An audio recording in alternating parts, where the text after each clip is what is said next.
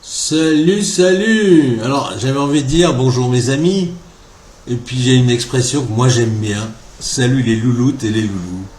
Alors, encore une fois, je vous l'ai dit l'autre jour, ça avait choqué un jour une dame en me disant je ne suis pas votre louloute.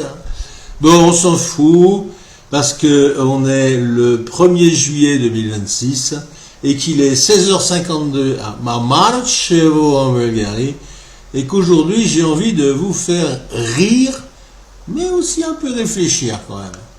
Alors, qu'est-ce que je vais faire? J'ai piqué trois vidéos, donc je vais vous les mettre, alors soit complètes, soit en extrait, je vais voir. Le thème c'est l'homme a-t-il déjà posé le pied sur la Lune? Et je vais vous donner trois réponses, vous allez voir.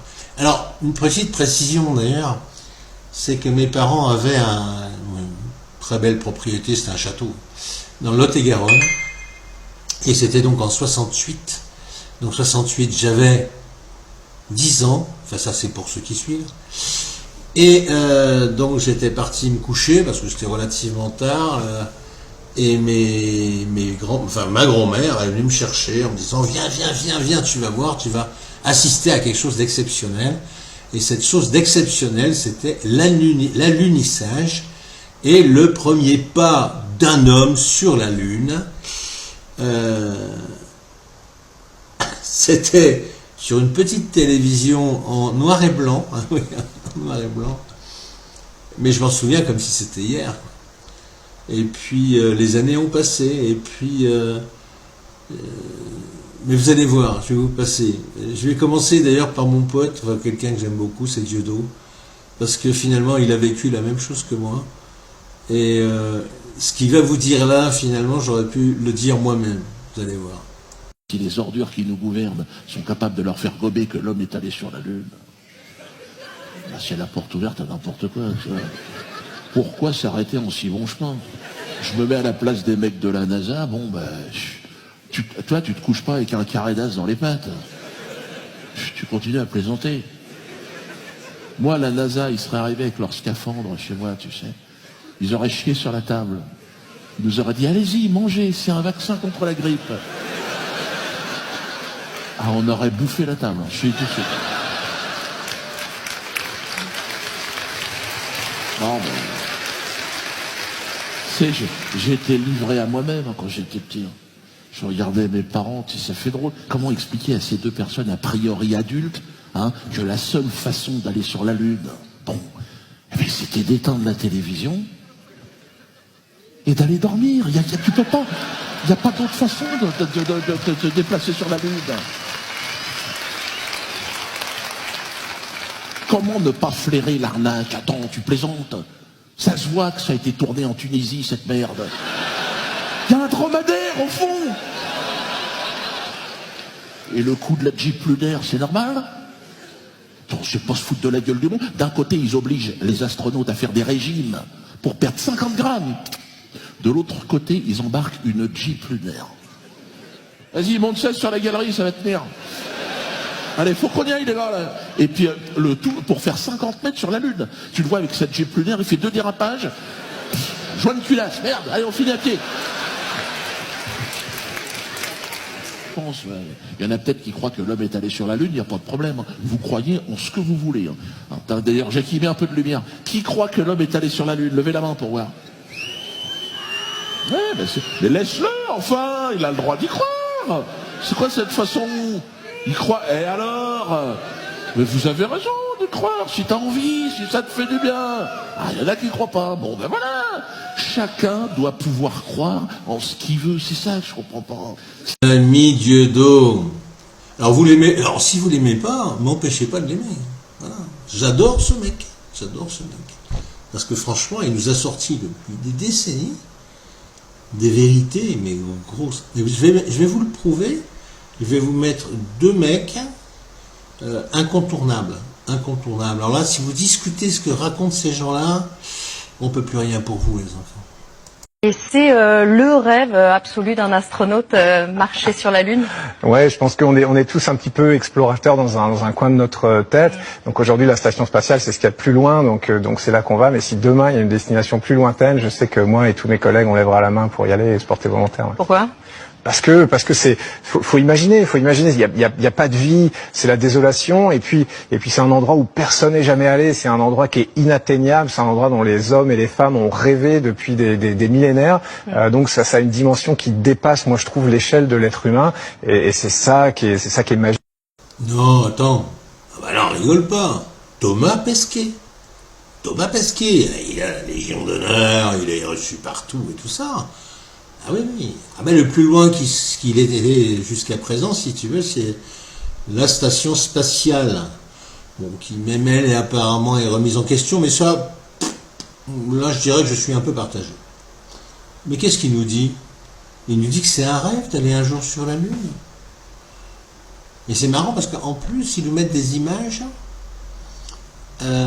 du moment où la station qui s'est posée sur la Lune est expédiée pour retourner dans l'espace et ensuite revenir sur Terre, etc. Bon. Alors il y a eu des démonstrations. Alors bon, vous avez vu l'histoire du drapeau. Sur la Lune, il n'y a pas d'atmosphère, il n'y a pas de vent, Pourtant, le drapeau, il vole au vent. Il vogue comme ça. Bon, d'accord. Ensuite, bon, il y a l'histoire des chaussures. Il y a l'histoire des chaussures, de la marque des chaussures, au sol, sur la Lune, qui, soi-disant, ne seraient pas les mêmes que les chaussures qu'avaient les astronautes. Là, je suis un peu partagé. Parce que c'est vrai qu'ils avaient peut-être des surchaussures. C'est possible. Bon, donc ça ne me gêne pas. Par contre, ce qui me gêne énormément, c'est qu'au moment où, effectivement, le module arrive sur la Lune, putain, il y a déjà un caméraman pour filmer, dis donc. Ah, ils sont forts, les mecs, hein. Alors ça, c'est pas encore le plus grave, c'est que on nous montre que c'est des couches de poussière énormes, hein, quand ils marchent sur là, on voit la poussière, etc. Mais là, non, la poussière, non. Pourtant, c'est un réacteur, hein, vous imaginez un réacteur qui pousse quand même, hein, pour ralentir le module au moment de l'alunissage, pardon. Non, il n'y a pas de poussière qui s'envole. Et puis quand le module s'en va, il n'y a pas non plus de réaction. Voilà, bon, ils prennent vraiment pour des débiles. Mais on va terminer ce petit module, tiens, par un autre témoignage que je trouve assez sympa aussi. Oui, vous allez voir, c'est un haut ponte de la NASA. NASA, ça vous dit quelque chose? Voilà.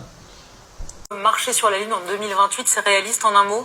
Il faudrait que tout se passe parfaitement à partir d'aujourd'hui. Or, il reste à mettre au point les atterrisseurs, parce que la capsule Orion, elle met les astronautes en orbite autour de la Lune. Mais pour descendre à la surface, il faut un atterrisseur qui fait l'ascenseur. Aujourd'hui, il n'existe pas, il n'est pas au point. Donc, il y a encore beaucoup d'aléas devant nous. Moi, je vais vous dire, c'est à se demander si c'est pas fait exprès. Parce que entre Pesquet qui vous dit le rêve absolu, c'est d'aller sur la Lune, ce qu'on n'a jamais fait, et puis cet homme-là qui nous dit oui, mais on peut effectivement tourner autour de la Lune pour faire des images, mais on n'a pas encore l'atterrisseur. On est en 2026, d'accord? Là, on était en 1968. Et en 1968, ils avaient l'atterrisseur, qu'on n'a plus aujourd'hui. Ah, on régresse, hein. Pourtant ça coûte des milliards de milliards, hein. C'est des milliards de milliards, il faut le savoir. La NASA, c'est un gouffre de pognon, hein. Non mais, moi je pense que c'est assez incroyable. C'est assez incroyable le niveau du mensonge et cette capacité qu'ils ont. Alors de temps en temps de nous passer des messages. Là, c'est plus que du subliminal, hein. Les choses sont dites, voilà. Et puis pour en terminer, le truc très rigolo, c'est le président, c'était qui, Nixon, je crois, qui prend son téléphone et qui appelle les mecs. Allô, ouais, c'est Nixon, ça se passe bien les mecs? Comment peut-on croire à ce genre de choses? C'est dramatique, je veux dire. Alors maintenant, c'est vrai que, bon, quand tu as cru à l'honnêteté des politiques, quand tu as cru à Hiroshima Nagasaki, quand tu as cru à la pique-pique du coco machin, et qu'en plus, non seulement tu l'as cru, mais tu es allé plus loin. Tu l'as reçu en toi, dans ton corps. Tu as accepté cette expérience. On n'est pas sorti de la berge, c'est pas tout à fait ça, mais non, c'est... Je crois que finalement, l'humain finalement est trop gentil. Il gobe tout ce qu'on lui dit, il bouffe. Pourquoi? Parce qu'il n'a pas envie d'être emmerdé. Il n'a pas envie de remettre en cause...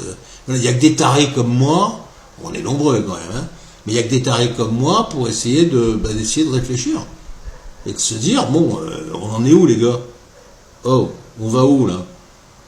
Hein, les vieux aujourd'hui dans les EHPAD, ils sont en train de crever par plus de 40 dans les chambres, alors que ça fait 12 ans, je crois, que tous les ans, l'État perçoit plus de, enfin non, pas plus, mais 3 milliards 400 millions d'argent qui sont pris sur une journée de travail que nous donnons, d'accord, mais que nous ne nous faisons pas payer, mais qui revient à l'État, c'est 3400 milliards par an. Voilà, c'est-à-dire qu'aujourd'hui, l'État a rentré largement plus de 30 milliards qui étaient à la base donnés pour climatiser les écoles, les hôpitaux et les EHPAD. Ce qui n'a jamais été fait. Ok, bon, ça n'a pas été fait. Ok. Il est où le pognon? Il est où le pognon? C'est comme l'argent de réserve des caisses de retraite qui a été volé par le gouvernement, et où l'argent a servi à quoi? Bah peut-être à financer un mec comme Zelensky qui s'est payé des propriétés en Angleterre, dans le sud de la France, etc. Voilà, et que sa bonne femme qui roule avec une putain de bagnole qui vaut 2 millions. Faut arrêter, quoi. Ouvrez les yeux, bordel de merde. Enfin voilà, bon, mais moi je trouve ça plutôt rigolo finalement, hein, parce qu'il faut prendre ça au 2e degré, je dirais. Mais 2e degré, tout en étant quand même lucide, et en se disant qu'il va bien falloir que cette escroquerie, que moi j'appelle escroquerie républicaine, hein, c'est ni plus ni moins, se termine en disant stop maintenant, il y en a marre de vos conneries, on est bien gentil, mais on n'en peut plus, donc ça ira, les aristocrates à la lanterne, ça ira, nous les aristocrates on les pendra. Bon, notre aristocratie aujourd'hui, elle est gouvernementale, elle est au niveau des hauts fonctionnaires qui se prennent des 20-30 000 balles par mois et qui nous niquent la gueule pendant qu'on est en train de crever avec des retraites à 600 balles par mois. Voilà ce que j'avais envie de vous dire aujourd'hui, donc entre le rire et la tristesse, entre le mensonge et les vérités, je vous embrasse et je vous aime.